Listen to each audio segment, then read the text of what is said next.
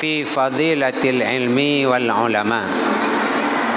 Bab yang pertama pada menyatakan yaitu kelebihan ilmu, pentingnya ilmu, kedudukan ilmu dan ulama di dalam kehidupan kita.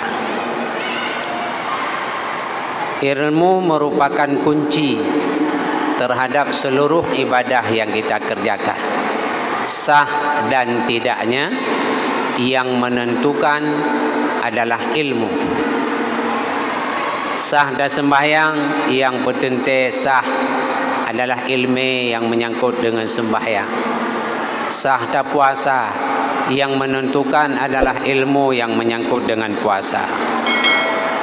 Diterima zikir kita di hadapan Allah, itu pun yang menentukannya ilmu tentang tata cara berzikir kepada Allah Subhanahu wa taala. Kuncinya adalah ilmu. Maka untuk belajar ilmu itu berat, balasannya yang cukup besar, sehingga orang-orang yang tertentu saja yang mendapat hidayah dari Allah, yang melawan hawa nafsunya demi untuk mencari ridha Allah melalui menimba ilmu-ilmunya Allah, maka merekalah yang mendapat petunjuk di sisi Allah Subhanahu wa taala. Allah Subhanahu wa taala berfirman, yarfa'illahu alladhina amanu minkum walladzina utul ilma darajat. Mereka yang beriman, mereka itu dan segala mereka yang diberi akan mereka itu ilmu beberapa derajat. Yarfa'illahu alladhina amanu. Allah mengangkat derajat orang-orang yang beriman, dan Allah juga mengangkat derajat orang-orang yang memiliki ilmu. Maka Allah berikan kepada mereka beberapa derajat. Orang yang memiliki ilmu. Di dalam ayat ini Allah jelaskan, orang yang na ilmu dub tapi bro orangnya. Kita ingin membuat orang itu dibenci oleh masyarakat, maka dia tetap akan muncul ke permukaan sebagai orang yang dimuliakan oleh Allah dan oleh masyarakat. Ibarat orang mengilminya lagi ibarat intan tati lam kebeng. Ahwat ji petimu jitu mele orang lain tetap jikun intan hai ke lain. Orang mengilmi lagi ibarat gabuh tapul ham i. Tetap gabuhnya sabah saat akan timu permukaan. Maknanya orang berilmu itu kita jelekkan dia, kita mencari cara untuk menzalimi dia agar dia dimusuhi oleh orang-orang awam, tetap suatu saat dia akan kembali kepada posisinya. Ya. Allah tetap akan mengangkat derajat mereka. Orang melime derajat tetap GPE oleh Allah. Ya. Ini maksudnya adalah ilmu ukhrawi. Ilmu dunia ada juga, tapi dia terbatas hanya di dunia saja. Ya. Kata Ibnu Abbas radhiyallahu anhuma, bagi mereka itu beberapa derajat yang lebih atas orang beriman dengan 700 derajat. Barang yang antara satu derajat kepada satu derajat itu perjalanan 500 tahun, seperti barang yang antara langit dan bumi. Orang yang menuntut ilmu,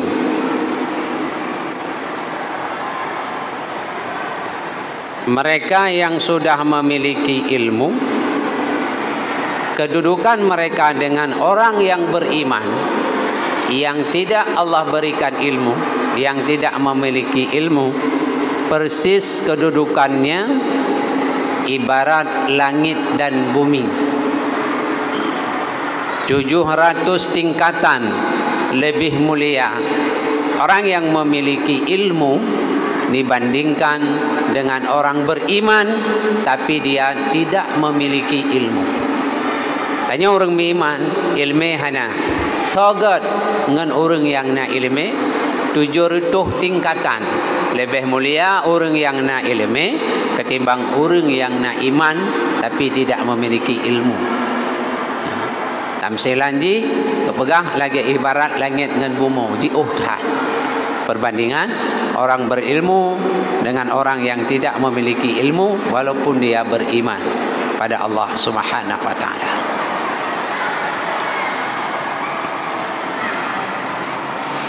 Imam Asy-Syafi'i berkata radhiyallahu an ta'ala, barang siapa tiada kasih akan ilmu, tiada kebajikan padanya, maka jangan ada antara kamu dan antaranya berkenalan dan bertaulan dengan dia.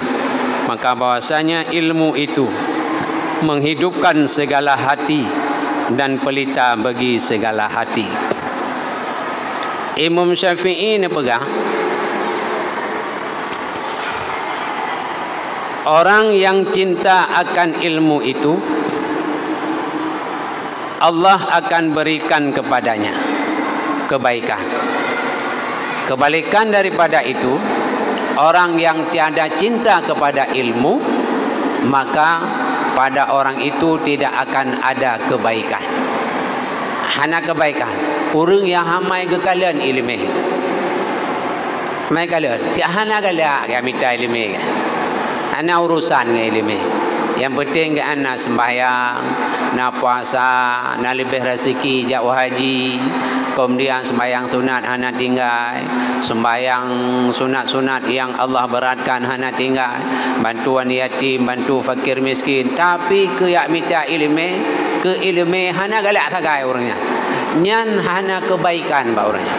Ndak ke sembahyang, kagak sembahyang mata. Na kebaikan bak sembahyang gaknya hana. Ada kebaikan ketika dia berpuasa? Tidak ada. Ada pengaruh bagi kehidupannya ketika dia berzikir? Tidak ada. Karena dia memang tidak tahu bagaimana cara salat yang benar, bagaimana berzikir yang benar, bagaimana puasa yang benar. Dia tidak tahu. Dia hanya sapu Allah. Tidak ada kebaikan bagi dia. Maka kata Imam Syafi'i, jangan ada antara kamu dan antaranya berkenalan dan bertaulan dengan dia. Orang yang benci terhadap ilmu, kata Imam Al-Syafi'i kepada kita, agar kita jangan berkenalan dan jangan bertaulan dengan dia. Ngorang yang hamai kalian ke ilmu, hanggebi mengan. Jangankan mengan bumuturi hanggebi lemum Syafi'i. Hanggebi muturi ngai. Hanggebi muturi. Jangan berkenalan dan berteman dengan mereka. Karena pada diri mereka tidak ada kebaikan, yang ada hanya kejahatan. Kenapa? Sebab mereka benci kepada ilmu. Ketika dia benci kepada ilmu, sudah barang tentu mereka tidak memiliki ilmu. Dia hanya ilmu, orang hanya agak hanggabi mengan. Jangankan mengan, memuturi hanggabi. Ya. Maka secara garis besar dilarang bagi kita untuk berteman dengan orang yang bodoh. Dia bodoh, ama hana kali agak ke ilmu. Angkat temer no. Benci dia. Maka bahwasanya ilmu itu menghidupkan segala hati dan pelita bagi segala hati. Dengan ada ilmu, hati kita akan hidup. Ilmu itu menjadi penerang bagi hati, sehingga hati itu hidup. Tatkala hati itu hidup, maka orang yang memiliki hati itu akan bertambah dekat dengan Allah Subhanahu wa taala. dan ibadahnya itu akan bernilai di sisi Allah Subhanahu wa taala. Kenapa? Karena setiap dia beribadah, hatinya itu akan selalu mengingat Allah Subhanahu wa taala. Setiap dia beribadah, ketika dia sujud, dia selalu merendahkan diri, menghinakan diri di hadapan Allah Subhanahu wa taala. Dia merasa memiliki dosa yang sangat besar, dan ketika sujud dia lebih pantas dihinakan oleh Allah karena dosa-dosa yang dia lakukan, karena dia banyak lalai untuk mengingat Allah Subhanahu wa taala. Maka dengan ilmu itu dia akan mudah meraih ridha Allah Subhanahu wa taala. Maka ilmunya pelita, ulamanya lampu penerang bagi kitanya, orang yang memiliki ilmu.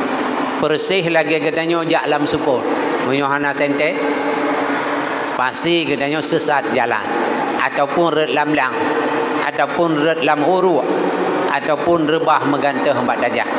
Mukumat dengan cicak, mukumat dengan kambing, mukumat dengan manok, mukumat dengan lembu. Kenapa? Karena tidak ada penerang, tidak ada lampu, tidak ada senter ketika kita berjalan di kegelapan. Itulah ilmu. Ilmu itu adalah pelita bagi hati kita, juga pelita bagi hidup kita di dalam dunia ini. Maka perlihat ilmu. Dan katanya hanya perlahiran ketika susah sekali orang mencari mau belajar. Kenapa? Hanya perlahiran. Bahkan karena nilai ilmu itu sangat tinggi di sisi Allah. Manyang tahat nilai ilmunya. Ijih tip-tip yang manyang nilai pasti berat untuk orang pobot. Contoh semayang subuh, kan? Apalagi berjamaah. Untuk sendiri saja di rumah kadang-kadang berat. Bahkan karena nilai subuh itu lebih besar nilainya. Jangankan subuh, salat sunat yang mengiringi dia saja lebih besar nilainya, seperti kita salat sepanjang malam. Wah, sabar 2 rakaat dah bubuk tak? Tapi saban lagi kita sembahyang sepanjang malam. Lagi kita sembahyang katanya 12 jam dah sembahyang. Dan ban nilai. Apalagi subuhnya. Subuh. Maka sangat pentinglah ilmu itu. Dan Nabi sallallahu alaihi wasallam bersabda, "Talabul ilmi faridatun ala kulli muslimin wa muslimat." Menuntut ilmu itu fardu atas tiap-tiap orang Islam laki-laki dan orang Islam perempuan. Fardu ain. Utlubul ilma. Alif lam di sini menunjukkan bahwasanya ilmu yang dimaksud di sini adalah ilmu fikih, ilmu tauhid, ilmu tasawuf. Itulah yang dimaksud dengan ilmu fardu ain. Itu adalah kewajiban. Maknanya orang yang tidak mau belajar ilmu tauhid, orang yang tidak mau belajar ilmu fikih, orang yang tidak mau belajar ilmu tasawuf, maka sebagaimana kata Imam Syafi'i tadi, pada orang itu tidak ada kebaikan. Setiap ibadah yang dia kerjakan maka tidak Allah terima. Han gedung li Allah. Jadi watihan gedung hansah sembahyang gedanyo, berarti yang ada dosa. Tengok dah sembahyang, ilmu tentang sembahyang hana hansah sembahyangnya, yang dosa. Kenapa kita berdosa? Berarti tidak ada kebaikan di dalam ibadah. Yang ada hanya dosa. Kenapa? Karena menurut ilmu kita tidak salat. Menurut Allah kita tidak salat. Kenapa? Karena kita tidak memiliki ilmu. Contoh, tulis masa menulis hina. At-tahiyyatul mubarakatus salawatul thayyibatul lillah. Itu menurut ilmu. Tapi kalau kita tidak ada ilmu tentang bacaan itu, pasti kita akan membaca at-tahiyyatul mubarakatu salawatu thayyibatu lillah. Tidak sah. Syarat membaca tahiyat itu diantaranya adalah tidak boleh menghilangkan tasydid. Kemudian membaca dengan mat, maknanya yang panjang-panjang, yang pendek. Tidak boleh menukarkan baris. Syarat sah membaca tahiyat. Itu contoh. Tapi ketika kita tidak memiliki ilmu tentang itu, maka salat kita tidak sah menurut hukum Allah. Ketika sembahyang hanasa, hukumlah gedanya urang hana sembahyang. Kita berpikir kita terus salat, sembahyang hana pre sampai mati. Pajan tak depu. Ahwate ketika nyawa berada di ghalgharah, kita sudah dinampakkan seluruh catatan amal kita, baru kita tahu ternyata ketika hidup saya tidak pernah salat. Antum sembahyang karena tidak ada ilmu ataupun tidak mau belajar. Karena Nabi kan kepegang, hendaknya adalah kamu orang yang mengajar, dan ataupun adalah kamu orang yang belajar, ataupun ada kamu orang yang mendengar pelajaran. Tetapi jangan adalah kamu orang yang tidak mau belajar, tidak mau belajar, tidak mengajar, tidak mau belajar, dan tidak mau mendengar. Maka adalah kamu orang yang rugi. Paling kurang ni buruh lam sabuh di antara lehnya nian urang bahagia. Contoh kita nyu malamnya. Ini adalah orang-orang yang bahagia. Orang-orang yang mendapat kemenangan kelak. Kenapa? Kita termasuk dalam golongan orang yang mau mendengar. Nah, punya merno kalau ilmu, merno nak kami kitab, kan? Tapi orang mendengar. Alhamdulillah, yang beruh bagadanya bak golongan yang keput. Nyan akan celaka. Ya, nyan kalau begah Nabi. Silakan buka kita hadis Rasulullah sallallahu alaihi wasallam. Ya.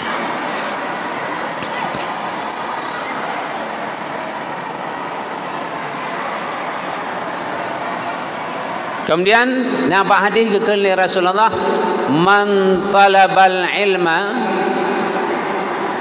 kana fi sabilillah. Barang siapa yang keluar, man kharaja, barang siapa yang keluar menuntut ilmu, maka Allah beri balasan dia seperti perang sabilillah.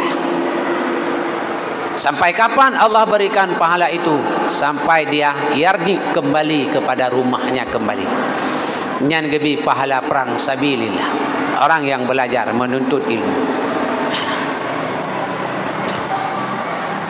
Kemudian sabda Rasulullah sallallahu alaihi wasallam yang diriwayatkan oleh Sayyidina Ali bin Abi Thalib radhiyallahu an, man kana fi talabil ilmi kanatil jannah fi talabihi, wa man kana fi talabil ma'siyah kanatin nar fi talabihi. Barang siapa ada ia di dalam menuntut ilmu, adalah syurga itu di dalam tuntutannya, dan barang siapa ada ia di dalam menuntut maksiat, adalah neraka itu di dalam tuntunannya.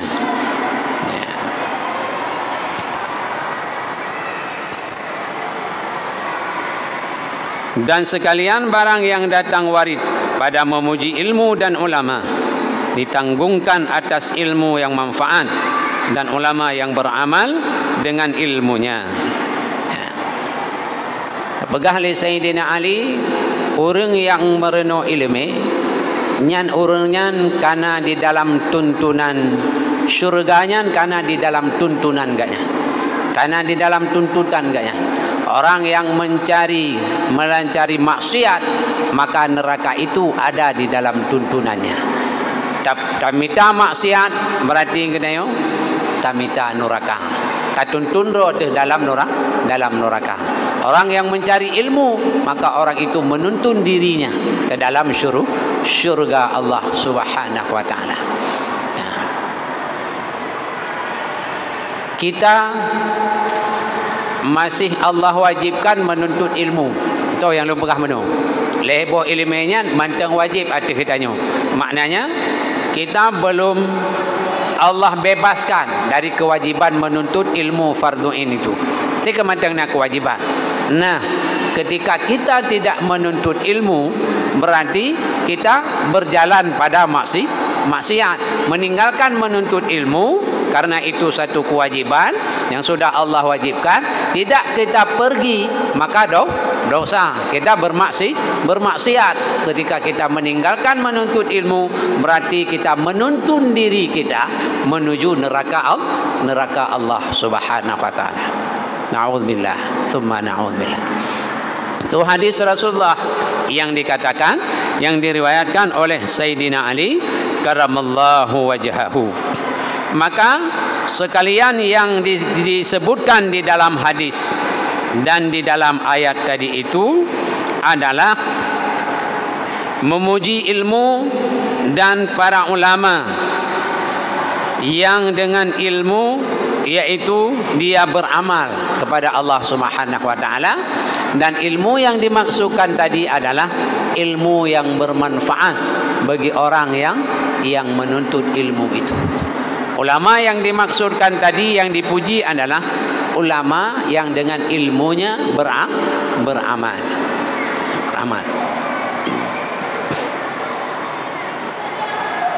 Karena ulama yang tiada beramal dengan ilmunya itu dicela oleh syarak, sehingga celanya seperti hadis sabda Sayyidina Umar yang lagi akan datang.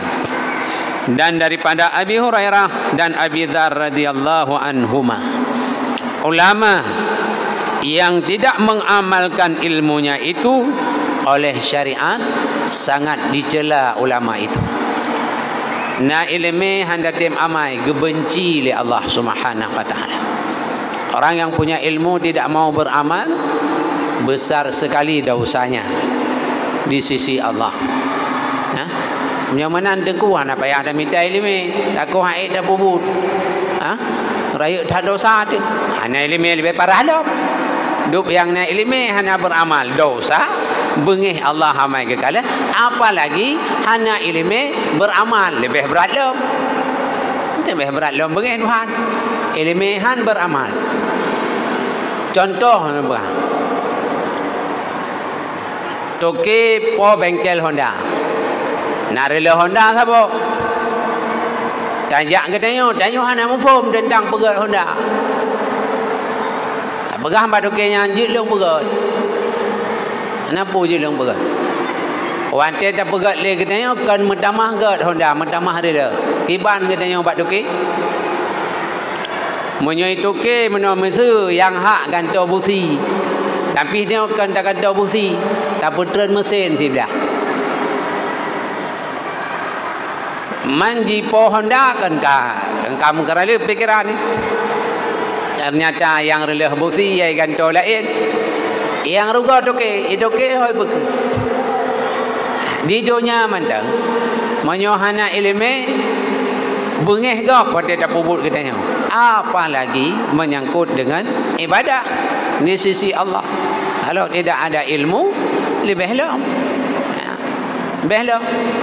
Kejut menyogakan orang zaman, kan ni semayang, itu mangkoi. Kan semayang, boleh orang pula padi. Kejut mana tengku dia, hana ilmu. Hana orang hana ilmu. Tidak punya ilmu. Maka tidak ada apa-apa. Malah yang ada hanya dosa. Bukan kebaikan yang ada, tapi hanya maksiat kepada Allah Subhanahu wa taala.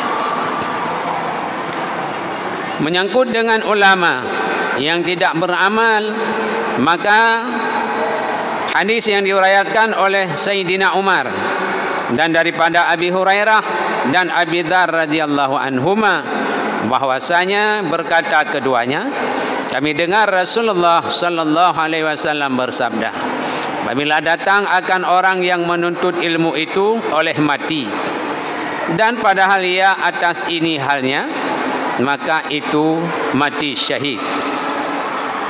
Dan membadalah ilmu itu kemuliaannya, bahwasanya tiap-tiap seorang mendakwakan dia, dan memadalah jahil itu kejinya bahwasanya mungkar tiap-tiap seorang akan dia. Kepegah oleh Abu Hurairah dan Abi Dzar radhiyallahu an, orang yang tuntut ilmu, tengah tuntut ilmu mati, tengah gemita ilmu mati, maka hal keadaan orangnya mati syahid. Orang tengah tuntut ilmu mati, maka orangnya menghukum mati syahid. Itu ilmu. Kan mudah tadumi pahala syahid, dan lebih-lebih lem hana mudah tak tadumi mati syahid. Tapi Allah berikan kepada mereka yang menuntut ilmu, apabila dia mati maka dia itu mati syahid. Namci udaya cai ilmu ni kampung je, pokok je belajar, mau belajar ilmu agama, kebutuhan hidup kita. Maka memada bagi orangnya dengan menuntut ilmu itu mendapat kemuliaan. Tapi demikian juga sebaliknya, orang yang meninggalkan menuntut ilmu itu, maka itulah kekejian dan kemungkaran bagi diri mereka.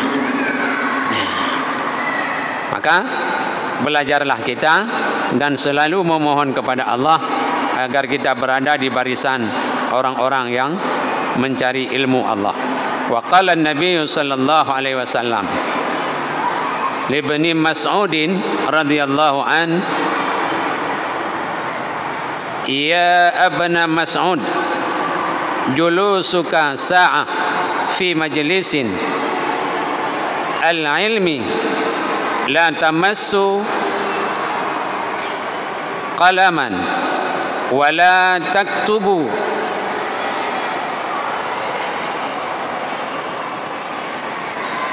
wa la taktubu harqan khairul laka min itqin alfin raqabatin wa nadharuka ila wajhil alim khairul laka min farasin tasaddaqta biha fi sabilillah wa mala wa salamuka alal alim khairul lak min ibadati alfi sana.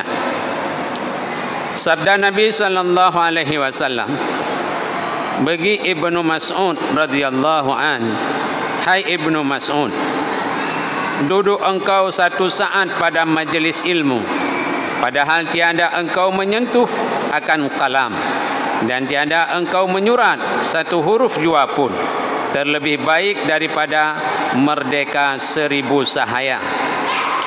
Nepegah oleh Nabi, taduk getanya dalam majlis ilmu sijum ge malamnya, sijum taduknya kusuh dengar saja, hana pulpen, hana buku untuk tak tulis sabah huruf matang yang tamerenonya, sabah huruf matang yang tamerenonya gepegah di Nabi sallallahu alaihi wasallam, maka terlebih gat gepegah daripada tapu merdeka 1000 dolar.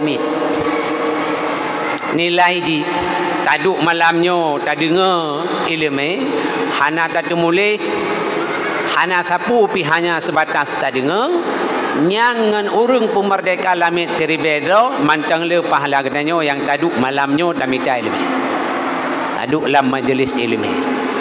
Maka majlis yang paling gat di atas bumi kedua, majlis ilmu dan majlis zikir. Majlis ilmu dan majlis zikirnya gepupayung le malaikat Allah Subhanahu wa taala. Dan getron malaikat dia perame majlisnya.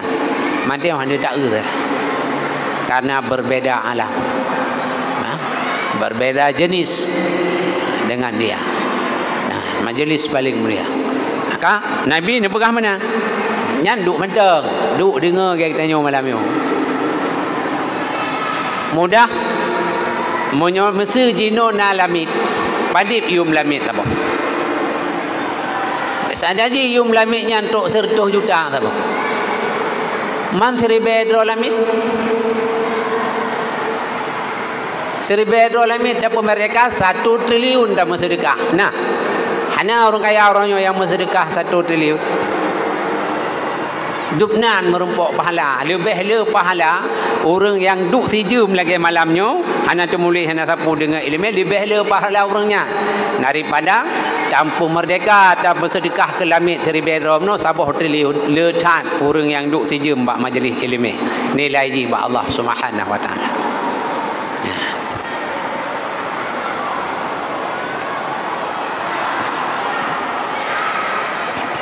Dan menilai engkau kepada muka orang alim terlebih baik daripada 1000 kuda yang engkau sedekah dengan dia di dalam sabilillah. Takalan atas wajah orang malin yang lebih good daripada tamu sedekah 1,000 boh kuda yang kudanya tajuk ke pasukan untuk riak muprang ke pedang agama Allah Subhanahu wa taala. Lebih gat takalan muka ulama. Gajik ni waktu merupok masa ngabu manan. Yang tadi yang lain ni jual.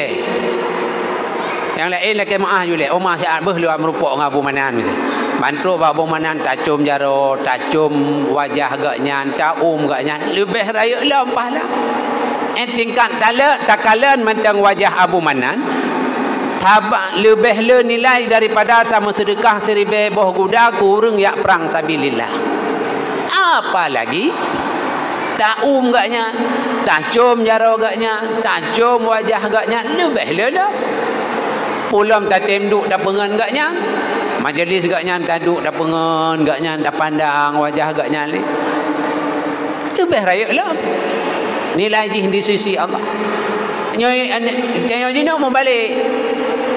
Dia ni dia mau balik orangnya. Awak tetruk petinggi-petinggian yang pangkat-pangkat raya hanya itu meplung ya mumat jaro. Waktu itu abu me permen ha. Ada aja hanya sapu pi. Hanya merumpok nilai sapu buat Tuhan. Nyo yang merumpok yang galak Tuhan, anda tung tak pelung. Ha? Telah ngampu. Nak tengku maksudnya tengah masa jarah maulud, na ulama dah undang berapa. Nya menyodoh gesik bedah tengah tu. Bedah bagah-bagah ya tung gesik ulama ni. Ti ulama ina. Katalah yang harus dapat mulia orangnya. Orangnya dapat mulia le. Kau orang je hendak dapat mulia. Oh kata orang je hendak dah umat jaro. Enggak kejut jaro dah umat.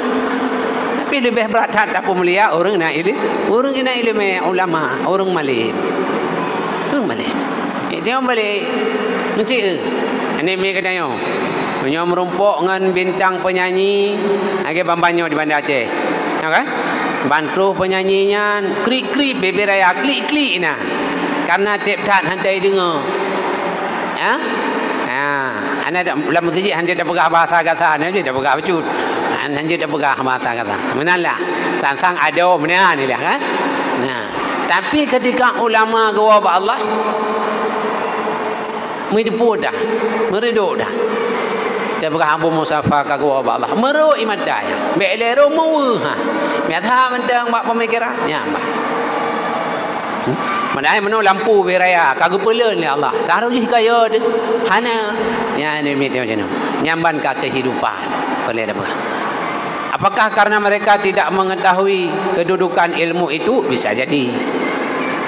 Karena dasar mereka tidak belajar. Ataupun itu pun beka. Nampak saja ulo-ulo. Ya. Nya ulama enting kata edubnan lebih raya nilai ke bila Allah.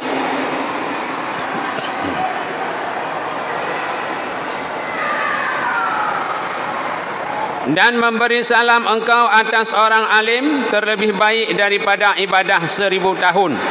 Ibadah yang sunat.